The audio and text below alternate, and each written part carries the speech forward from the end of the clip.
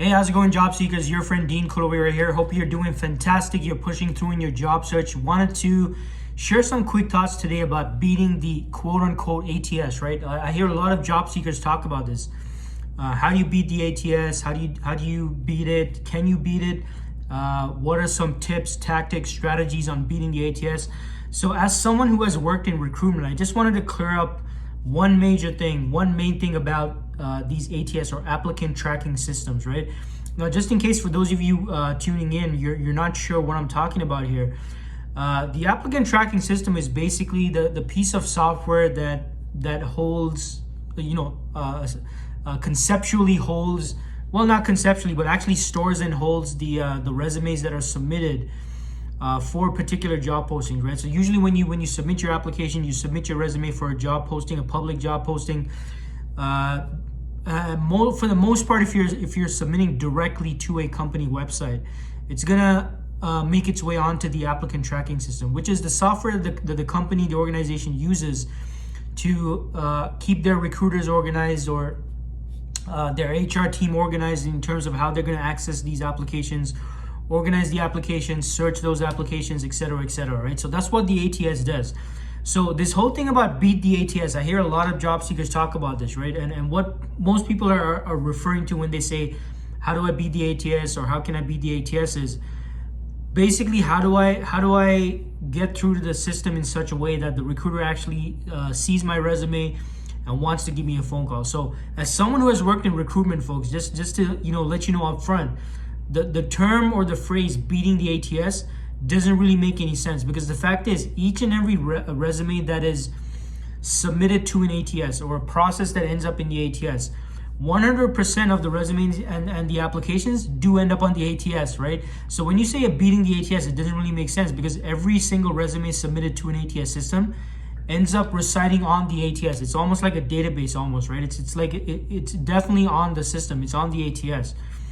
The real question and the second component is, how do you make sure that or at least increase your chances of your resume getting the attention of recruiters or HR people, or if it's a smaller company, maybe the hiring manager themselves might be using the system themselves to search for candidates. So that's the real question, folks. That's the real question you got to be asking, is not how do I beat the ATS, because every resume submitted to an ATS system makes it onto the ATS. The real question is, how do I increase my chances of getting in communication with the recruiters, with the HR person, or with the hiring team? That is the real question. And because of that, folks, look, even before this whole situation we're in right now with COVID-19, even before this, there are on average 250 applications. That's 250 applications on average for every public job posting that you're applying for, on average, right?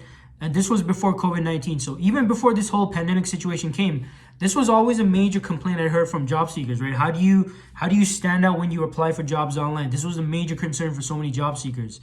And things have only simply since then magnified because of the current situation we're in, because there's a more larger pool of available talent. So that 250 might very well be much higher right now, right? Again, I don't know what the specific new numbers are. I haven't really found any specific averages. But I would assume that the numbers are much higher right now, folks, right? So what you need to be thinking about is not how do you beat the ATS, because your resume is definitely on the ATS system if you submitted your application or submitted your resume. The real question is, how do you stand out? What are the steps you got to take beyond pressing submit or hitting send and sending your resume off? Because simply doing that, folks, you're purely depending on luck, hope, chance that out of those 250 applications on average, that somehow the recruiter is going to find your resume. And somehow, you're going to be able to do something magical on your resume that's going to increase your chances of getting found. It's just, statistically, it's like almost impossible, folks, right? You do not want to depend on that anyway.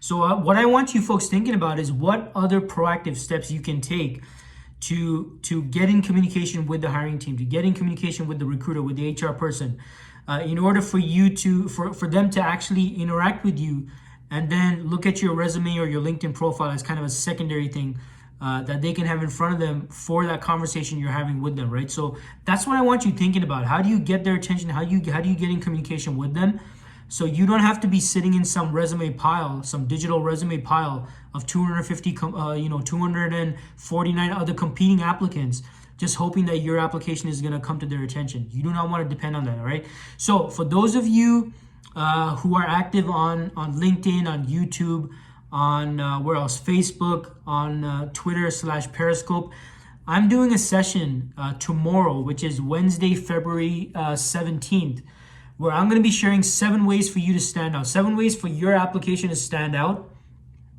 or 7 ways for you to stand out when you're applying for job opportunities online. So it's going to be again, tomorrow, Wednesday, February 17th, 11 a.m. Eastern time zone. I'm going to drop the link in the description for this, depending on whether you're watching this on YouTube or if you're listening to this on Anchor. I'm going to drop the link in the description. So make sure you check it out. Make sure you join it. I'm going to be sharing 7 ways for you to stand out. It's going to be a fantastic session. Set aside maybe an hour, hour and a half. I'm probably going to go over an hour, but I'm going to be sharing again 7 ways for you to stand out, so you're not depending on just sending off your resume and just hoping, wishing, praying, fingers crossed that somehow, some way, your resume is going to stand out and they're going to get back to you. All right. So make sure you check that out. Again, link in the description. I want to see you there.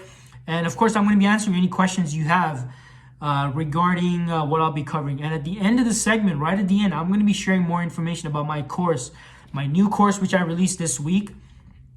That's going to be focused on one of those 7 strategies, one of the most effective strategies, in my opinion, to help you stand out. It's a strategy I formulated myself as a job seeker, and that I further refined working in recruitment, all right, being on the other side of the table. So make sure you check that out, folks. It's going to be a great information-packed session. Make sure you're ready to take notes, and I look forward to seeing you tomorrow, all right? Hope this information was helpful. Hope this video was helpful. I want you thinking about how you can be more proactive in order to stand out. I'll see you tomorrow, 11 a.m. Eastern time zone.